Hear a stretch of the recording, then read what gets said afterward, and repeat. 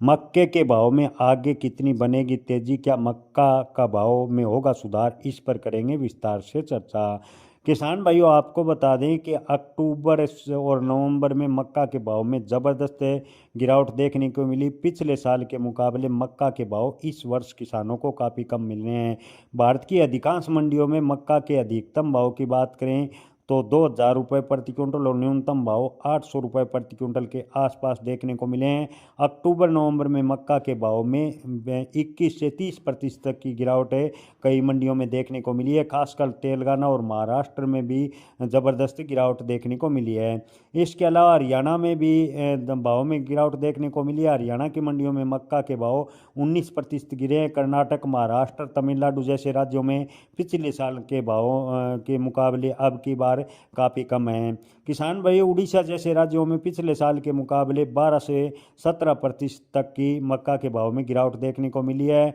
Ethanol की मांग और डीजीएस का असर क्या है। भारत सरकार ने पेट्रोल में 20% एथेनॉल मिश्रण यानी E20 का लक्ष्य रखा है। इसके लिए बड़ी मात्रा में मक्के का उपयोग किया जा रहा है। किसान उम्मीद कर रहे थे कि इससे मक्के के भाव बढ़ेंगे और मक्के किसानों को फायदा होगा, लेकिन स्थिति एक दिन विपरीत बन रही है।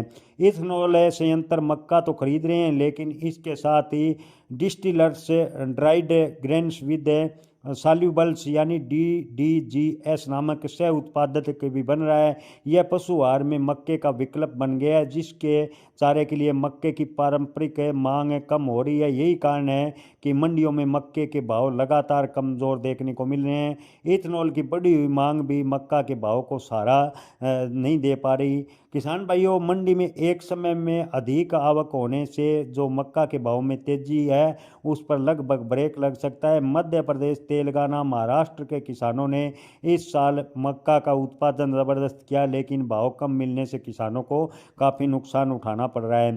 किसान भाइयों, अंतर्राष्ट्रीय मार्केट की बात करें तो अंतर्राष्ट्रीय बाज़ारों में अनाज के दाम फिलहाल कम चल रहे हैं, यानी अंतर्राष्ट्रीय स्तर पर भी मोटे अनाज के का भाव की बात करें तो काफ़ी कम है। इससे भारतीय बाजार पर भी दबाव देखने को मिल रहा है।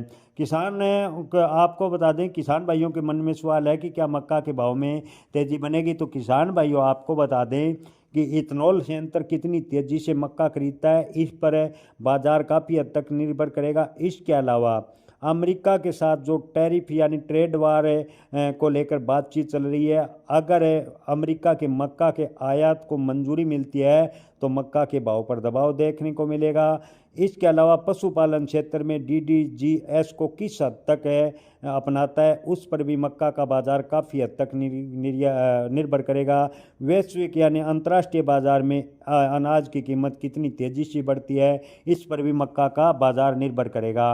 ओवरऑल स्थिति देखें तो ज़्यादातर व्यापारियों का मानना है कि अगर टैरिफ को लेकर समझौता होता है, भारत सरकार मक्का के आयात को मंजूरी नहीं देती, तो आने वाले कुछ दिनों में इथेनॉल सेक्टर में मांग बढ़ने से मक्का के भाव को सहारा मिल सकता है। लेकिन अगर वहीं अमेरिका से मक्का आयात को मंजूरी मिली तो किसानों को बड़ा नुकसान भी उठाना पड़ सकता है, ऐसा मंडी व्यापारियों का कहना है। जय किसान, धन्यवाद।